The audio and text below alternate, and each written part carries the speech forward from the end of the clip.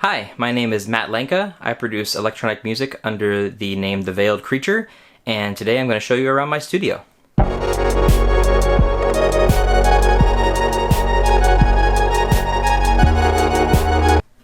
So this is a room my wife and I refer to as the office, although it's basically half recording studio and half storage. Everything out of frame here is like just boxes of stuff, bookshelves, just stuff that doesn't go anywhere else in our house. And then about half of the room is my studio. So we're gonna start kind of going clockwise, starting with this piano here, and work our way around. So this here is a Casio Privia 88 key weighted electric piano. I mostly use it for writing, and especially like arranging things that I write on staff paper. It's nice. It's not wired into anything else in the studio. It's just to sit down and just play the closest thing I can get to a piano. I'd love to someday have an upright piano. It's not really feasible for the house that we live in to get it into this room or any other room for that matter. But this is a nice thing to just kind of be what it is, and I don't use it to control anything. But it's nice to just sit down and just have it be me and the keyboard to come up with music. I'm not a keyboard player. I kind of know my way around the keyboard from my years in music school. I'm primarily a saxophone player, but I do use the keyboard to write more often than I would use the saxophone for writing and arranging.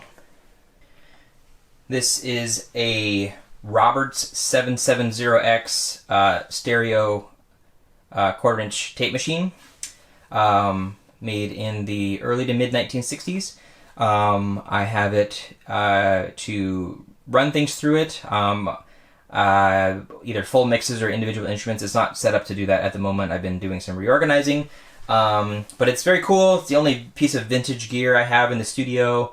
I don't use it very often, but it does look cool, which is the main deciding factor in any music studio. It has to look cool and expensive, and this is both of those things. Although it is cool, it was not maybe as expensive as it should be. Hooray, Craigslist. But it's cool to have in the studio, and it's fun to use and kind of connect with the past and the way that they made music before computers. It's nice to have a connection to that tradition.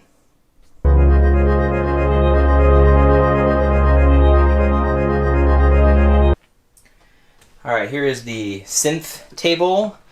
I'll kind of work my way around it a little bit. So there's the Moog Subsequent 25, which I typically use for bass more than anything else, although it can do a lot of other sounds as well. It's a fantastic instrument. Before I had this, I had a Behringer Model D, the Mini Moog clone, which was fantastic, and used it for a couple of years, and then at the time, that was all I could afford. That was the way to get the Moog sound on a budget, and still is. Eventually, I decided I was able to afford, the real thing, and so sold the Model D and got the Subsequent 25. Not the exact same instrument. There's some key differences, but it serves the same role as the Model D did, and I love it. Looks cool. It has a keyboard attached to it, which I liked. I liked more than what the Model D with just the module. I like being able to just turn it on and play it and not have to hook anything to it. Sounds fantastic. I love it. Here, let's move to the right here, the Arturia Micro Freak. Very cool. I typically use it in its mono mode, not paraphonic. I find it sounds better and kind of more full in mono mode. So I generally have it in that mode more than I try to use it for chords. I do occasionally still use it for chords, but I like to use it for ARPs and for, very different kind of bass sounds than what you would get out of the Subsequent 25. But it's very capable. There's a huge range of sounds in this thing, and very, very unique instrument. I don't have a personal problem with the pads on here. I know that's kind of a turnoff for some people. I find it makes me kind of play it a little bit differently than I would if they were, real keys. It's got kind of an interesting touch to it. You have to just touch the capacitors. It's fun and interesting. It's a very different experience to play that or try to play it live than it would be to like press keys. And it's hard to describe in words, but it's fun, and I like the uniqueness of it.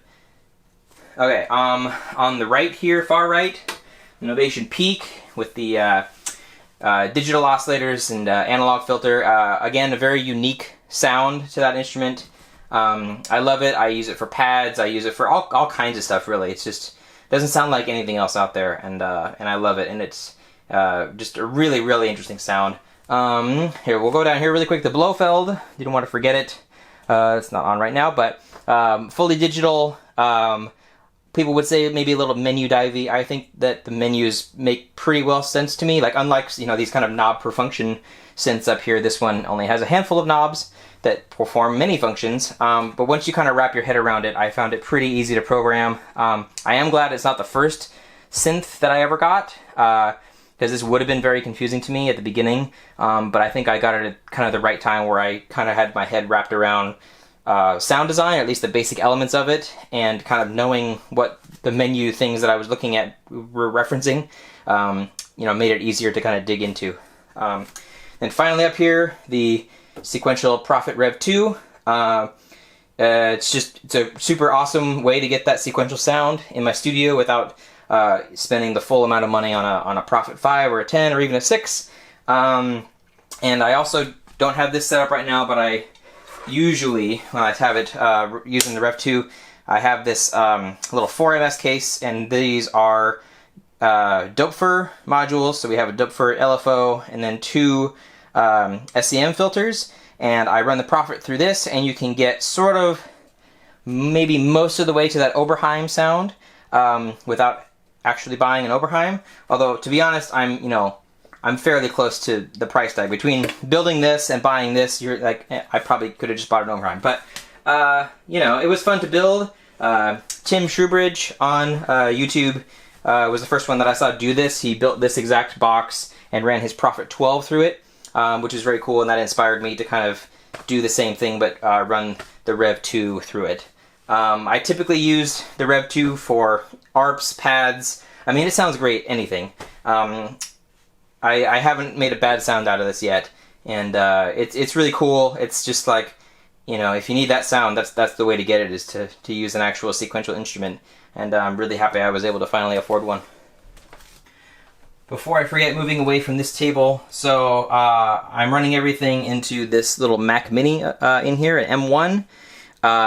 I just got it a couple months ago. Before that, I was using a late 2011 MacBook Pro, which was still kicking and actually still does work. But this has been a massive upgrade, and I love it. And one thing you may have noticed is missing here are any monitors, and that's because my kids' bedrooms are right next door. A lot of times I make music at night, and there's just A, not really any space for the monitors to go, and B, it would just be too loud, and I would rarely be able to use them. So for the time being, I use these Audio-Technica M50Xs, which sound fine. I've been able to, you know, make music and feel pretty happy with things in the headphones. I do tend to take my mixes like in the car or to my work, where I have a decent set of 5-inch monitors to listen to things through, you know, before I release anything, just to hear it somewhere other than headphones, you know, and that usually, like, you know, makes me think about it a little bit differently. If it sounds a little different in the car, sounds a little bit different at work in a little bit larger space with proper monitors than it does in the headphones, and that leads me to make some, you know, sometimes some different decisions about, you know, how I want it to sound.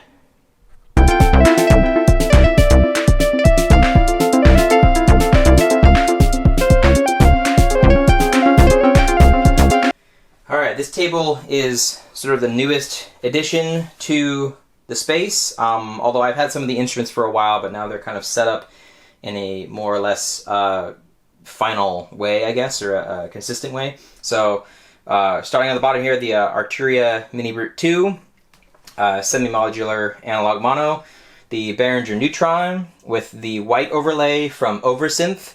I really did not like the red that came with it. Just was confusing, and I had some like shapes and designs in here that I didn't care for. This is much cleaner and simpler and easier for my brain to wrap itself around.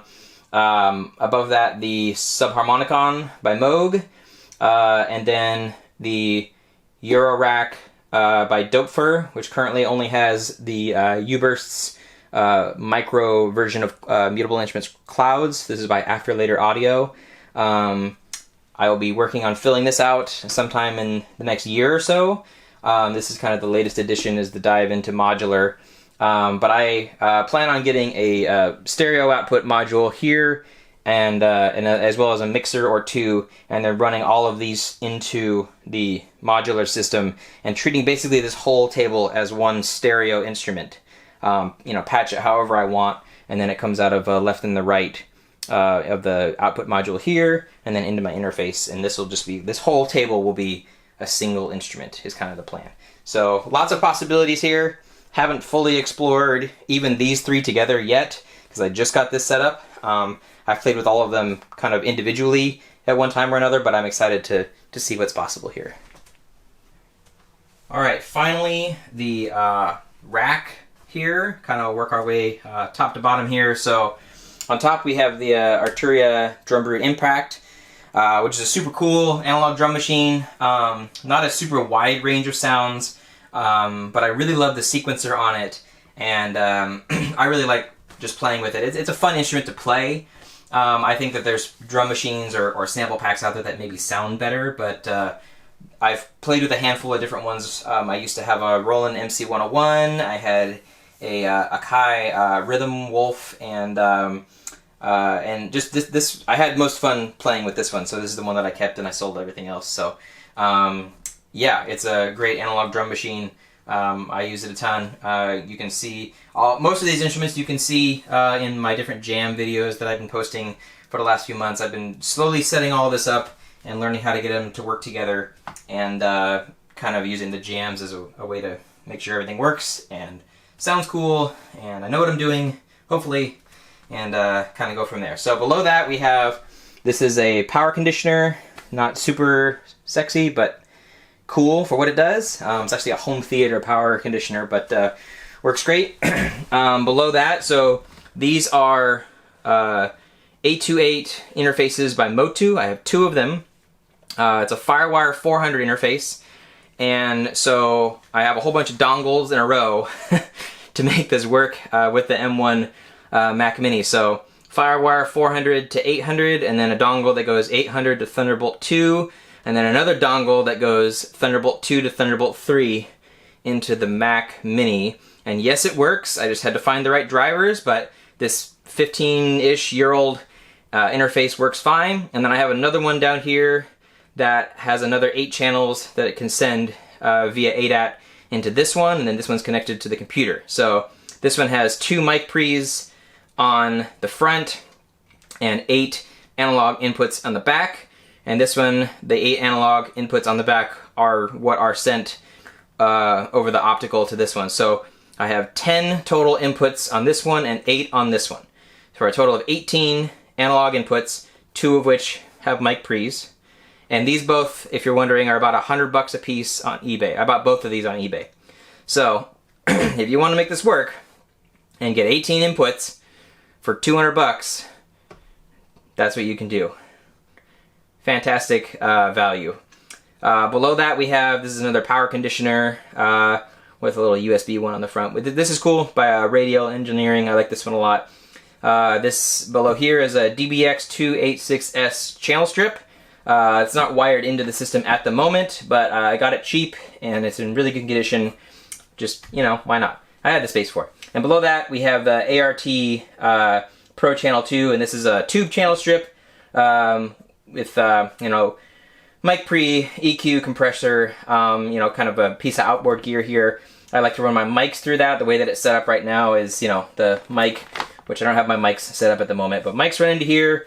This thing runs into channel 1 on the Motu, and that goes into the computer. I use Reaper as my DAW. I'm using Reaper 6.6 something, and it runs great, and I love it.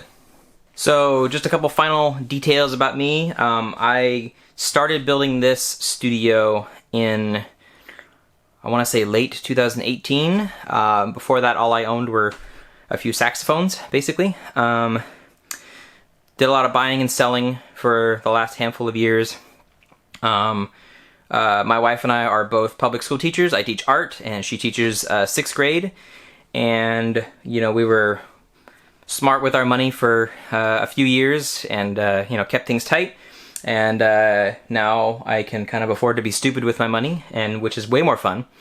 But yeah, I teach art and music, and we live in kind of a rural area of Washington State, so pretty low cost of living.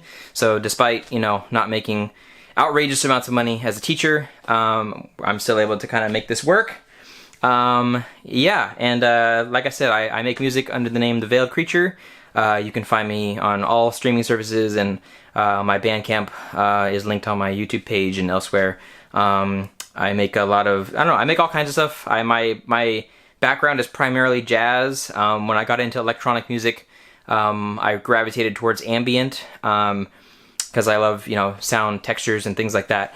And I've tried to, you know, branch out with some other types of electronic music as well, and learn from the people who inspired me. Yeah, if you have any questions, I would be happy to answer them as best as I can. I'm not an expert on any one of these things. I'm still learning, just like a lot of other people. You know, if you want to see demos of any of these, you know, Loop Hop is out there, and Sonic State, they'll all do a much better job than I can. I just, you know, turn them on and make them make noise, and hopefully it sounds good. So anyway, thanks for watching.